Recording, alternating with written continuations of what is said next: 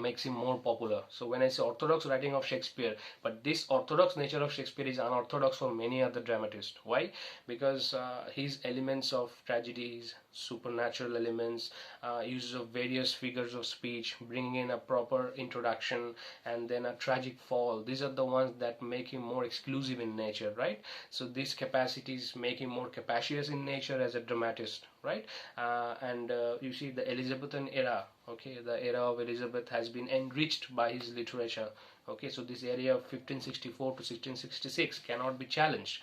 So you talk about another tragedy of Othello, where or you can say trio of love relationship has been crafted, where there has been a lot of doubt. Lago was deprived. So when I say it's deprived, actually it's not deprived. Whatever was his quality, depending on that circumstance, he was not promoted. Maybe he felt deprived. I would not say deprived. He felt deprived. So when I say felt deprived, that is the time he created some sense of revenge. He wanted to hatch a plan. So the general, so Othello was having a sense of doubt against his wife. And then you have Emilia, such a great character, who was a very loyal mistress. When I say mistress, do not take it the other way, because this mistress, like, is the attendant to her mistress. So she is to be an attendant of Othello's wife, but her husband was quite very much contradictory in nature. Now Lago was uh, trying to create a sense of doubt into the mind of Othello, so that Othello at the end he murders himself. And then he could not bear the death of Desdemona. Okay, so when you say he loved Desdemona, there is no doubt in that. And when you try to analyze the characteristics of Desdemona as a person, you will feel very much sad about it, because some people say she died virgin. That means there is no chance of cheating Othello as a person or as a husband, because there is no strong and hard fact. But people argue and say that she died virgin. That means there is no chance of extramarital affair here, right? But as I said, Lego was successful in creating a core of doubt into the mind of Othello, that he was being cheated by his wife. So when you have that sort of doubt, it's quite natural that there'll be a tragic fall. The hero rises, creates an environment of love, and then there is a fall. But the same thing happens in Macbeth. You see, the wife wants to see her husband grow higher. King Duncan has been invited for a very rich dinner where rich food was served, and then again stabbed and murdered by the general himself. Yes, King Duncan was a very good man, but he had his own weakness. Okay, he could not fight the wars for himself. He had the help of his so-called the generals. Okay, he thought they were very much loyal. Okay, yes, they were loyal to certain extent, but the witches and the elements that brought out supernatural element was giving out proper signs that there will be a sign of betrayal, which is going to come up in the future. And then what you saw, where Macbeth says, "I go and I finish the murder." Right? So there's a quotation like that: "I go and finish the murder, and I've been called by the bell." So a bell has signaled him to go and finish the murdering scene. Right? Then we find the doctor seeing Lady Macbeth, rubbing her hands. Okay, because that stain of blood. You see, that's not physical blood. That is, you have been mentally disturbed by the act that you've committed. You have been responsible for the murder and killing of your own king. You are a host, right? You have invited your king, but at the cost of your king's death, you have become the next ruler.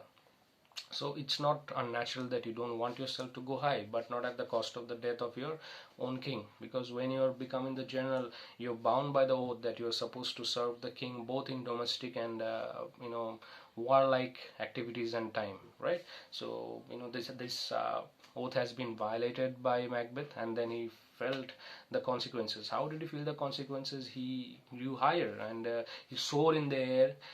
He had his own over ambition, but see, there's a differentiation between ambition and over ambition. His over ambition has been killed by his own elements of betrayal, and then you find the fall of Macbeth. You see, Lady Macbeth always was busy instigating her husband. You don't find it bad that you instigate your husband, but not at the cost of the death of your own king. So you're bringing about a sense of instability.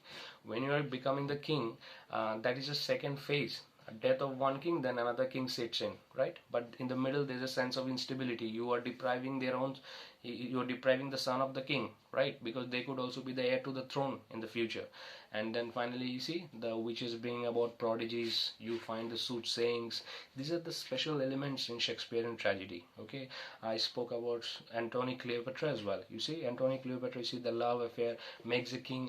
It makes a king useless. The king forgets his duties, and he forgets his loyal subjects. He stays back in Egypt. He's ready to be bounded by the love and the sex lust. The lust of sex is very dangerous, and he fell into the trap of that, and he forgot about his activities. He forgot what are the duties of a king. How do I justify my own subjects, and what are the duties that I have for my own subjects? He forgot about that.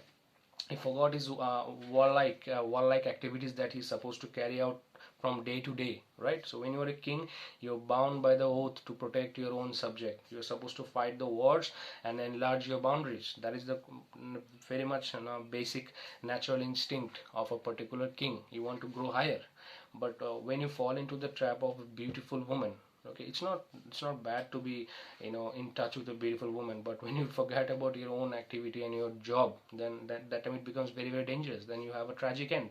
That is what we find in this great writing of Shakespeare, Antony Cleopatra. And this is sometimes regarded as a double tragedy, a tragedy inside a tragedy.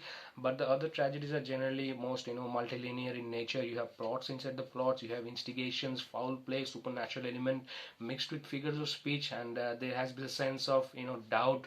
This creates a climax, and then with the climax you have a super anti-climax, then you have a fall. So this sort of elements make Shakespearean tragedy more exclusive in nature.